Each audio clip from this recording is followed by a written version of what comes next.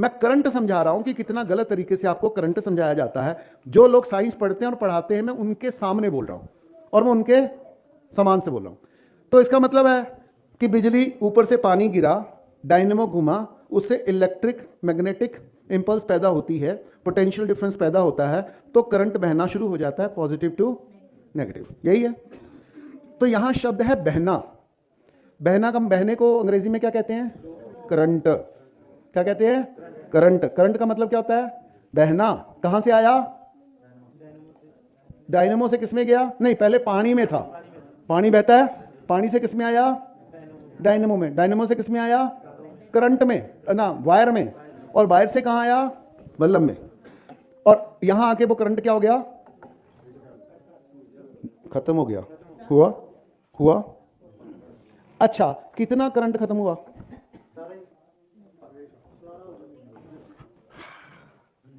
ये एक ध्यान से सुनिएगा, क्योंकि अभी जो आप जो भी जवाब दे रहे हो ना, ये आप अपने कॉन्शियस माइंड से दे रहे हो या सबकॉन्शियस माइंड से? सबकॉन्शियस माइंड में जो भी आपकी मेमोरी में भरा गया है, आप बोलते रहोगे बिना समझे, बिना सोचे, बिना विचारे। ओके, तो आपको क्या करना है? थोड़ी देर के लिए मैं बोलूंगा, जरा सबकॉन्शियस माइंड को रोको और कॉन्शियस माइंड को करो। ठीक है? इन सब के पीछे बिजली की कंपनी क्या करती है? क्योंकि उसने क्या बेचा आपको? करंट। तो उनके मान्यता कि आपने मेरे करंट को इस्तेमाल किया, इसके लिए आपको मुझे करंट का इस्तेमाल करने के लिए करेंसी देनी पड़ेगी। अब दोनों शब्द क्या हैं? करंट और करेंसी। दोनों एक ही रूट से आए हैं, दोनों का मतलब है बहाव, और दोनों झूठ हैं। दोनों कैसे झूठ हैं? क्योंकि अगर एटम का एक भी इलेक्ट्रॉन उससे 1 सेकंड के करोड़वें भाग से भी अलग कर दिया जाए तो एटम फट जाएगा। यस? और जब वो फटेगा, असंतुलित हो जाएगा, तो क्या बनेगा? एटम बम का धड़ाका होगा। तो कोई भी इलेक्ट्रॉन कभी भी एटम को छोड़ के बाहर नहीं जा सकता। ये साइंटिफिकली, नेचुरली इम्पॉसिबल है। मॉलिक्यूल शेयरिंग है। तो जैसे एक चुंबक दूसरे चुंबक से जुड़ता है, क्या उनके एटम भी जुड़ जाते हैं? क्या कोई एटम दूसरे एटम को छू सकता है? शेयरिंग का शब्द भी गलत है। क्या एक एटम दूसरे एटम को कभी टच कर सकता है? क्या एक इलेक्ट्रॉन दूसरे इलेक्ट्रॉन को कभी टच कर सकता है? क्या एक प्रोटॉन दूसरे प्रोटॉन को कभी टच कर सकता है? क्या एक इलेक्ट्रॉन और प्रोटॉन एक दूसरे को कभी टच कर सकते हैं? टच कर सकते हैं। वो न्यूक्लियस में बैठा है, वो ऑर्बिट में बैठा है, और सभी अलग अलग ऑर्बिट में, वो कभी एक दूसरे की ऑर्बिट में नहीं घुसते, कभी एक दूसरे को टच करते नहीं है। इसलिए क्या वो एक दूसरे को धक्का दे सकते हैं? मैं साइंस का ही नियम बोल रहा हूं।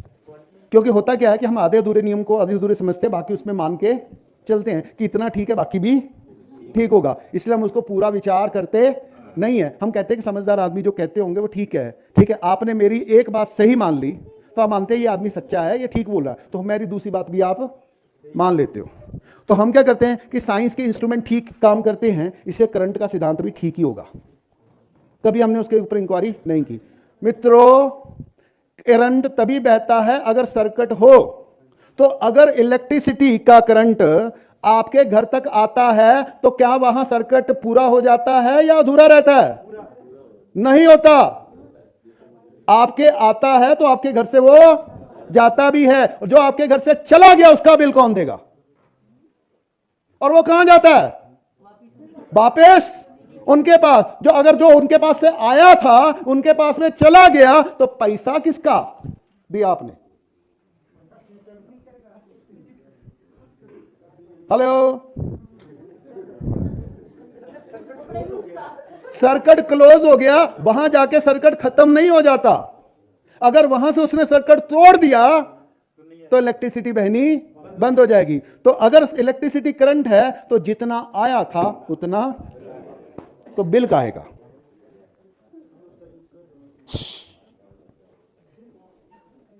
इसी नियम को हमको लगाना है बैंक पे, क्योंकि दोनों शब्द एक हैं, दोनों के पीछे नियम भी एक है, दोनों के पीछे धोखा भी एक है, दोनों के पीछे मान्यताएं भी एक है।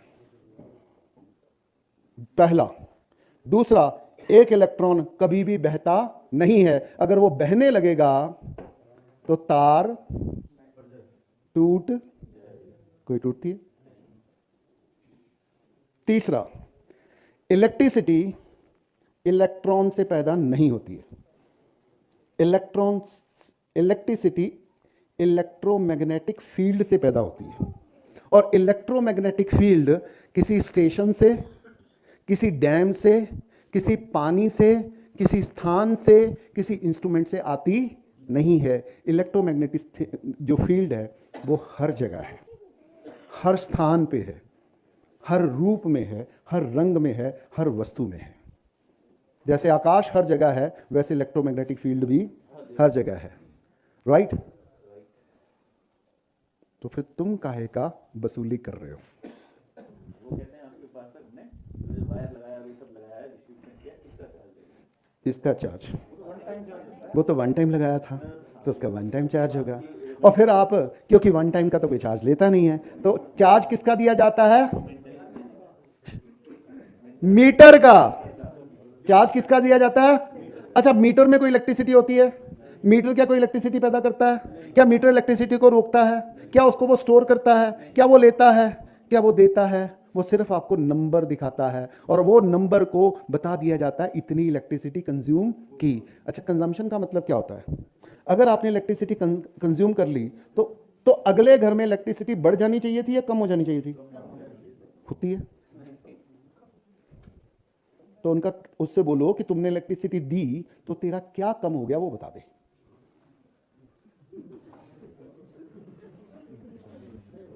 ये जनता सरकार मोर्चे ने नया घोटाला खोला है।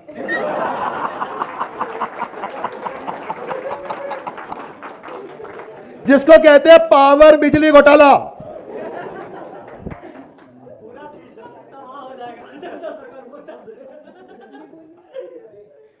ये पावर है, कोई नहीं है, क्योंकि करंट को मापना होगा तो आपको मापना होगा कि कितने इलेक्ट्रॉन आए और कितने इलेक्ट्रॉन गए। नहीं मापा जा, क्योंकि दुनिया में आज तक एक भी इलेक्ट्रॉन को नहीं देखा गया, एक भी एटम को नहीं माना देखा गया। यह सब थ्योरी है, यह सब मान्यता है, और मान्यता से मन को बांधा, वो भी यही है। मैं ये कह रहा हूं कि इनका सवाल था कि मेरे एक घर में मैं ज्यादा पावर कंज्यूम करता हूं तो बाकियों की जो लाइट है वो डिम हो जाती है, यही कह रहे हो? ओके। उसी तरह से सुनिए ध्यान से, एक मिनट।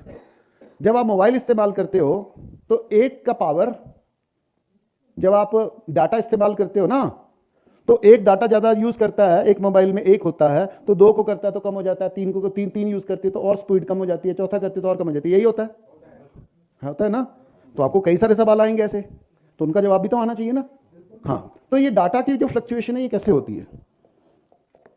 ठीक है, जैसे पीछे बिजली एक जैसी आ रही है, परंतु यहां मैं कुछ रेगुलेटर से कुछ करता हूं तो वो हाइया लो हो जाती है ना? यहां मैं कुछ इंस्ट्रूमेंट लगाता हूं उससे हाइया लो हो जाती है। ठीक है, और उसी तरीके से मैं यहां एक वो क्या करता है, अब ध्यान से सुनिएगा। आपने बोला कि मेरा जो मीटर है वो 200 एमबीपीएस डाटा है। स्पीड क्या चाहिए मुझे? 200 एमबीपीएस। तो जो 200 एमबीपीएस स्पीड है, और तुम्हारा 50 है, तुम्हारा 75 है, तुम्हारा 100 है, तुम्हारा 200 है, 1000 एमबीपीएस का भी स्पीड दी जा रही है, यस और नो? अच्छा, वायर जो पीछे से जो वायर आ रही है वो भी 1000 वाली अलग है, 500 वाली अलग है, 200 वाली अलग है, 50 वाली अलग है, उसकी स्ट्रक्चर अलग है, उसके नियम अलग हैं। तो फिर वो कैसे हो जाता है? एक और नियम ले लेते हैं। पीछे से एंटीना लगा हुआ है, ठीक है, तो आपने एक प्लान लिया, कितने का? 1000 चैनल का, 200 चैनल का, 2 चैनल का, 4 चैनल का।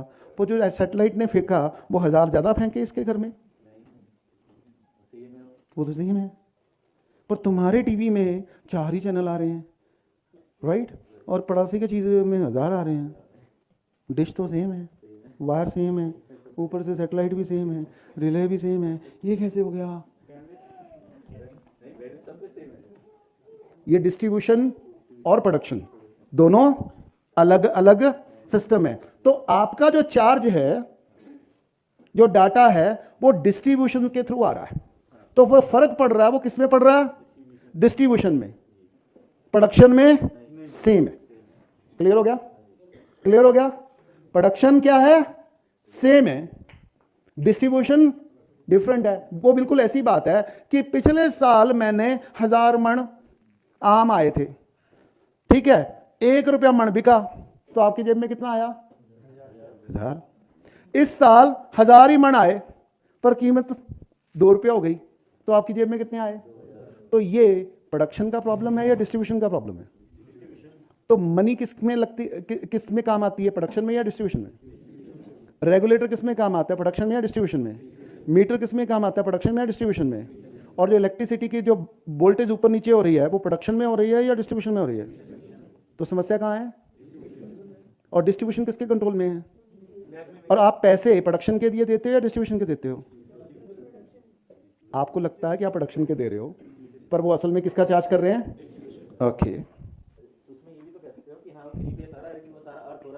हाँ, तो डिस्ट्रीब्यूटर है वो क्या होता है? एक आपको कैंपा कोला के नाम से बेचता है, दूसरा आपको कोको कोला के नाम से बेचता है, एक आपको स्वदेशी के नाम से बेचता है, दूसरा आपको स्वदेशी के नाम के बेचता है, राइट? आप जिस तरीके से ज्यादा पैसा देने के लिए मानो वैसे तो ले लेंगे ना, मैं ले लूंगा। हाँ, वो नहीं, वर्थ के साथ ही। तो कहने का मतलब है जो करंट है, हमको क्या मनाया गया, समझाया गया, और साइंस के भाषा में समझाया गया, लॉजिकली समझाया गया, किताबी भाषा में समझाया गया। और साइंटिस्ट भी यही मानता है, नोबेल प्राइज विनर भी यही मानता है, और आम आदमी भी यही मानता है, और 10वीं पढ़ने वाला विद्यार्थी मानता है। और उसके लिए धड़ाधड़ बिल फाड़े जा रहे हैं, लोग दे जा रहे हैं, और लगातार वो महंगी करते जा रहे हैं। दुनिया में इलेक्ट्रिसिटी की प्रोडक्शन कॉस्ट कम हो रही है और आपके बिल लगातार, अच्छा, वो प्रोडक्शन के कारण बढ़ रहे हैं या डिस्ट्रीब्यूशन के कारण बढ़ रहे हैं? राइट? वही आदमी जब प्रोडक्शन करता है तो पूरी दुनिया को फ्री में डाटा दे देता है साल के लिए, और अगले साल से उसको लगातार बढ़ाता जाता है। यस और नो? यस और नो? अच्छा, प्रोडक्शन बढ़ने से कीमतें कम होनी चाहिए, बढ़नी चाहिए? और दुनिया में अनाज की कीमतें नहीं बढ़ती, पर कार जितना उत्पादन करता है उसकी कीमत बढ़ती है, डाटा जितना पैदा होता है उसकी कीमत बढ़ती है, और पैसा बैंक जितना छापता है उतना कर्ज, अच्छा, बैंकों के ज्यादा पैसा छापने से लोग ज्यादा अमीर हो जाते हैं कि ज्यादा कर्जे हो जाते हैं? ये बिल्कुल, अच्छा, ये प्रोडक्शन की प्रॉब्लम है या डिस्ट्रीब्यूशन की प्रॉब्लम है? इसलिए प्रोडक्शन और डिस्ट्रीब्यूशन का अंतर समझना चाहिए। बैंक क्या करता है, वो प्रोडक्ट प्रोड्यूसर है या डिस्ट्रीब्यूटर है? क्या है? अच्छा, जो बिजली घर है वो प्रोड्यूसर है या डिस्ट्रीब्यूटर है? वो अपने आप को क्या बोलता है? वो अपने आप को प्रोड्यूसर दिखाता है, राइट? और वो मीटर के थ्रू अपने आप को डिस्ट्रीब्यूटर। तो वहां प्रोडक्शन में भी कुछ चाल है और वहां डिस्ट्रीब्यूशन में भी चाल है, उसको समझना है। और ये सब समझने के लिए मैंने ये सारी डिस्कशन शुरू की थी कि प्राइसिंग कैसे तय होती है, कीमत कैसे तय होती है। तो मुद्रा के, पैसे के साथ ये कैसे जुड़ी है। बीच में मैंने इच्छा की बात की और ज़रूरतों की बात की, बीच में मैंने बात की, सारी की सारी बात को मैंने एक ही कॉन्टेक्स्ट से फिर से उठाया, क्योंकि मैं बहुत सारी बातें कर रहा हूं तो आप कंफ्यूजन ना हो, इसलिए मैं रिपीट कर रहा हूं, राइट? मैंने ये कहा कि जब परिभाषा बदल दी जाएगी, मापक बदल दिए जाएंगे, तो फिर कुछ भी क्लियर नहीं रहेगा। और यहां क्या किया गया है? मापक बदले गए हैं। किसके? करंट के, करेंसी के। और करंट के मापक प्रकृति में एक से रहते हैं, पर जब वो करेंसी के रूप में जुड़ते हैं तो उसका रेट रोज अलग अलग हो जाता है। यस और नो? यस और नो? तो प्रकृति में तो करंट को पैदा करने की पद्धति एक है, यूनिवर्सल है, परंतु उसका रेट यहां अलग, शहर में अलग, गांव के लिए अलग, इंडस्ट्री के लिए अलग, प्राइवेट के लिए अलग, गवर्नमेंट के लिए अलग। यस और नो? और दिन में अलग, रात में अलग, खेती के लिए अलग, शहर के लिए अलग। ये करंट की प्रॉब्लम है, डिस्ट्रीब्यूशन की प्रॉब्लम है। और जहां जहां डिस्ट्रीब्यूशन है, और डिस्ट्रीब्यूशन क्या है? प्राइसिंग मैकेनिज्म है, कीमत तय करने का है। ये बिल्कुल वैसी तरीका है कि इस देश के किसानों ने 1947 के बाद हर बार, हर साल रिकॉर्ड प्रोडक्शन किया। यस और नो? हम 33 करोड़ का पेट भरने लायक नहीं थे, इसलिए हमको अनाज इंपोर्ट करना पड़ता था 1961 तक, और वो हमको सबसे सड़ा हुआ अनाज बेचते थे और हमको बीमार कर रहे थे। तो शास्त्री जी ने कहा, जय जवान, हम भूखे रह लेंगे पर बाहर से नहीं मंगाएंगे। तो पंजाब के, हरियाणा के और भारत के किसानों ने, पूरी जनता ने एक दिन भूखा रह के अपनी जो डिमांड है पहले उसको कम किया, पर उसमें रहते तो हम मर जाते, परंतु साथ में हमने अपनी प्रोडक्शन कैपेसिटी को बढ़ाया। और आज हम, तब हम 33 करोड़ थे, आज हम 150 करोड़ हैं। और आज भारत के अन्न भंडारों में 150 करोड़ लोगों का सारा पेट भर के भी 2.5 साल का अनाज रिजर्व रखा है। परंतु क्योंकि हमने हर साल कितने गुना अनाज की, हमारी जमीन 1 इंच नहीं बढ़ी, कम हुई है, बड़ी नहीं है, कम हुई है, खराब हुई है, जहरीली हुई है, ढलान में बह गई है, परंतु हमारी प्रोडक्शन कैपेसिटी बड़ी है। राइट? कितनी बड़ी है? जब हम 33 करोड़ थे तब भी हम अपनी जरूरत नहीं पूरी कर सके थे। 33 करोड़ से हम कितने हो गए? कितने गुना बढ़ गए? 5 गुना बढ़ गए। और तब 33 करोड़ के लिए भी बाहर से मंगवाना पड़ता था। अब हम 5 करोड़, मतलब 150 करोड़ होके भी हम 2.5 साल का, तो 5 को 2.5 से गुना करो, आपने 12.5 गुना प्रोडक्शन को बढ़ाया है। और आपकी सोसाइटी कितनी बढ़ी है? आपकी गरीबी कितनी बढ़ी है? आपका कर्जा कितना बढ़ा है? तो हर साल रिकॉर्ड प्रोडक्शन करने के बावजूद भी आप कर्जे में हैं। सुसाइड करने की 92% किसान भारत के इस समय कर्जे में है। यह प्रोडक्शन की प्रॉब्लम है या डिस्ट्रीब्यूशन की प्रॉब्लम है? राइट?